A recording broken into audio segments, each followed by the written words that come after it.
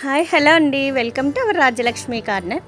ఇప్పుడు ఈజీగా కుక్కర్లో 2 మినిట్స్ చికెన్ కర్రీ ఎలాగో చూద్దాం రండి. కావాల్సిన ఇంగ్రీడియంట్స్: ఆనియన్స్, పచ్చిమిర్చి, కొత్తిమీర, ఎల్లుల్లిపాయ పేస్ట్.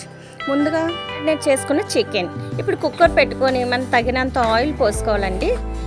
కరివేపాకు రెమ్మలు వేసుకొని తర్వాత పచ్చిమిర్చి, ఆనియన్ అన్నీ బాగా డ్రైగా వేయించుకోవాలండి. ఆనియన్స్ బాగా వేగిన తర్వాత బ్రౌన్ కలర్లో వచ్చిన తర్వాత టమాటోస్ వేసుకోవాలండి. అది బాగా మగ్గనివ్వాలి. బాగా మగ్గిన తర్వాత సిమ్లో పెట్టుకోవాలి.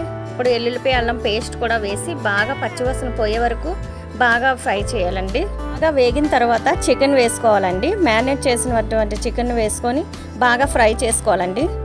తగినంత కారం, తగినంత ఉప్పు వేసుకొని బాగా ఫ్రై చేయాలండి. బాగా కొంచెంసేపు ఫ్రై చేసిన తర్వాత తగినన్ని నీళ్లు పోసుకొని సాల్ట్ సరిపోయిందా లేదా అని చెక్ చేసుకొని కుక్కర్ మూత పెట్టేయండి. 2 విజిల్స్ వచ్చిన తర్వాత 10 మినిట్స్లోనే రెడీ అయిపోయిన మనం కుక్కర్ చికెన్ కర్రీ అండి. మీకు చికెన్ కర్రీ త్వరగా కావాలంటే ఈ మెథడ్ ట్రై చేయండి. లైక్ చేయండి,